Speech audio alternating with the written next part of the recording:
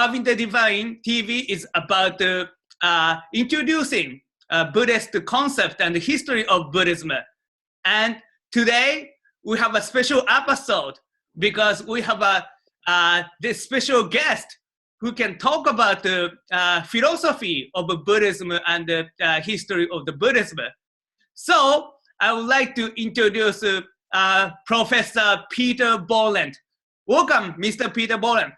Good morning. It's such an honor to be here and good to see you, old friend. I know that we've been looking forward to this discussion.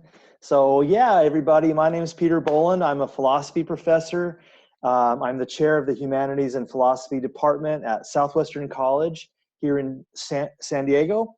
And I've been in deep inquiry on a professional and personal level in the traditions of the East, Hinduism, Buddhism in all of its forms. And I've been teaching these things, of course, on campus and increasingly off campus and leading meditation sessions. And so it's an honor to step into this discussion with this amazing filmmaker who is so passionate and so professionally adept at bringing this incredible topic to light. Carving the Divine is an important contribution to the way the whole world is kind of coming together around these wisdom traditions and art and philosophy, and it's just fantastic. So I'm thrilled to be here with you this morning. Thank you, Mr. Bolland. Yeah, I'm always intrigued by how you can explain such a difficult concept into like a smaller pieces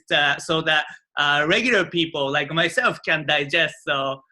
But today, we have a big idea, big question. We talk about the Eastern wisdom tradition a little bit in our show with Michael, but as a philosophy and religion professor, I think you can go deeper. So this is I know, yeah, we have a very little time, but yeah, when we talk about the Eastern religion, I often hear about this particular term, which is a Vedanta. But when we talk about the Vedanta, and if we don't know anything about the Vedanta, we get lost and we get frustrated, and we don't want to talk about it at all. So, if you could do something about it and talk about it in a way that regular folks can enjoy and understand. Please tell us about the Vedanta. Sure. Well, first of all, I love what Michael said in the previous sessions and the conversation that's been unfolding. We all bring to these questions our own take, our own experience, our own work. And so I'd love to talk about Vedanta. You know, Vedanta is a word I've been using more and more lately as a substitute for Hinduism. So they're kind of the same thing. Let's start at the beginning. The word Vedanta literally means the end or the culmination of the Vedas.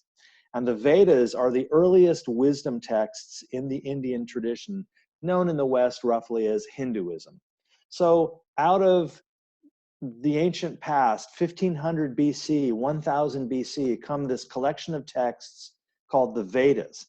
And a lot of wisdom about ultimate reality and about the gods and all of that stuff.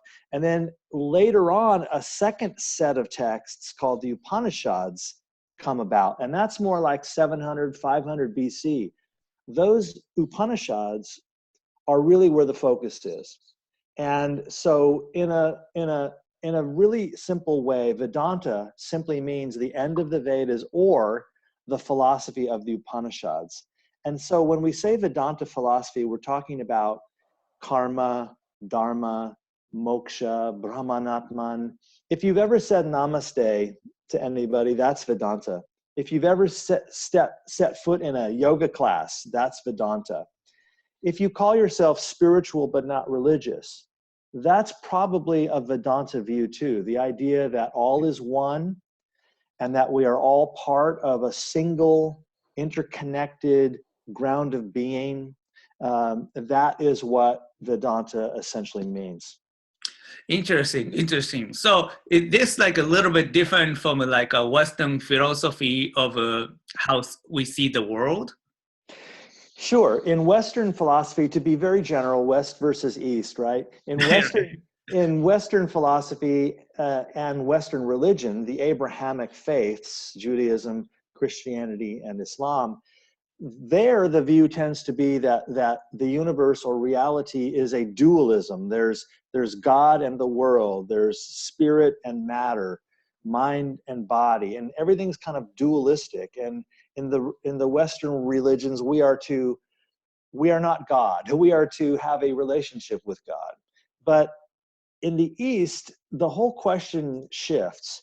And there, especially out of the Vedanta tradition, and that shows up later in Buddhism, out of the Vedanta tradition comes this idea of oneness, that ultimate reality is what all of this is. The material world, the world of energy, all matter, substance, energy, all forms are outpourings of this one primordial, formless, sacred source called in Vedanta Brahman.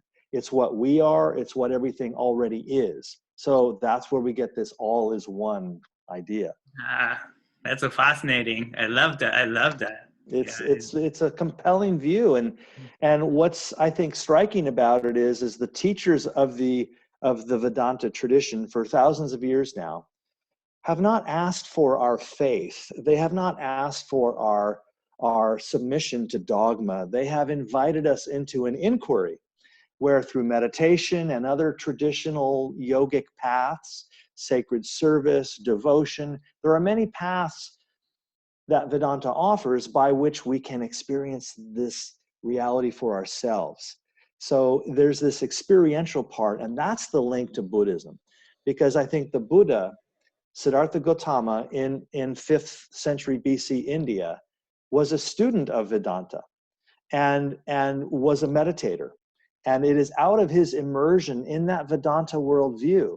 You know, he's coming up right at exactly the same time that the Upanishads are being written. So he's really a fruit off that same tree.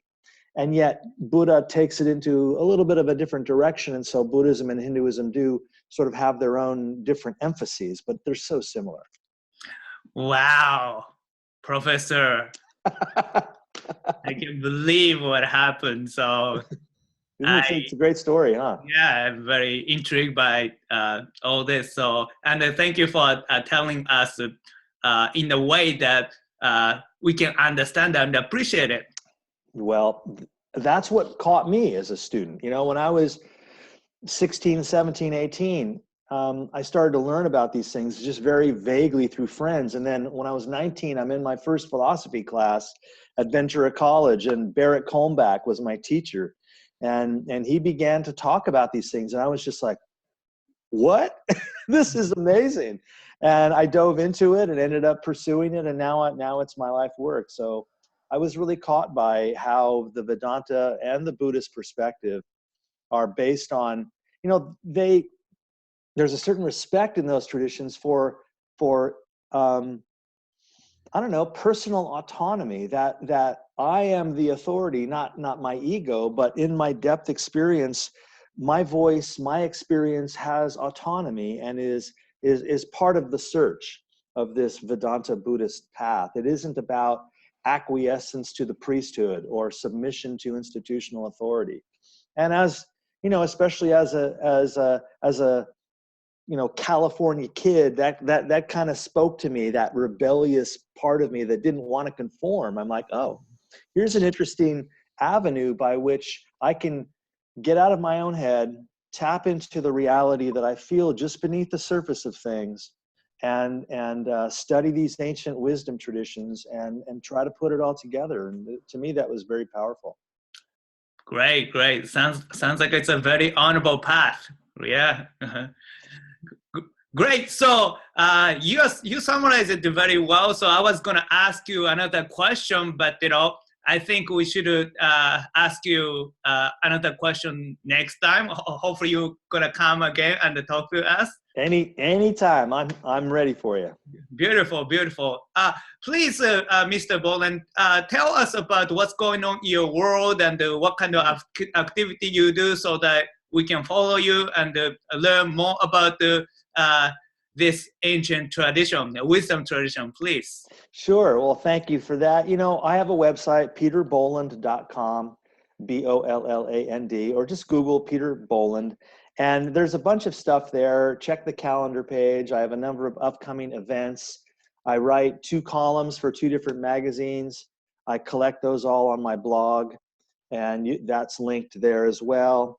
I have a book coming out soon, and when that comes out, I'm going to find you, and we're going to do it. Yeah, it is just like you. When, as a, you know, those of us who write, who make music like I do, who make films like you do, you know, we're in the good graces of the people around us who have an opportunity to come forward and to support amazing people like you who make amazing films like Carving the Divine. I think it's just so important that all of us seek out people like you who are courageous, who have vision, who are really passionately committed to bringing beauty and truth and wisdom to the life of everyone by bringing these Buddhist artists into everybody's screen. It's just incredible what you've done. And that's why when I met you and I learned about your project, I became a supporter. And we all need to just help each other bring more light into this world. And it's just that simple. You know, I'm optimistic about the future. I know there's trouble all around us, but there's more good people than bad by far. And the more we help each other find our voices and amplify each other's voices, that is the good work that I think we can all do. And that's why I wanted to support you and your project. And I hope everybody else does too. Oh, thank you. Thank you so much. That's, more than what I wanted to hear today. So thank you so much. All right, brother. Great, great. So if you think this information is useful, make sure to subscribe my page, YouTube page, and follow me on Twitter and Instagram, and like me on Facebook, because whether you like it or not, this is how we do it in the 21st century. That's right. Same here, brother.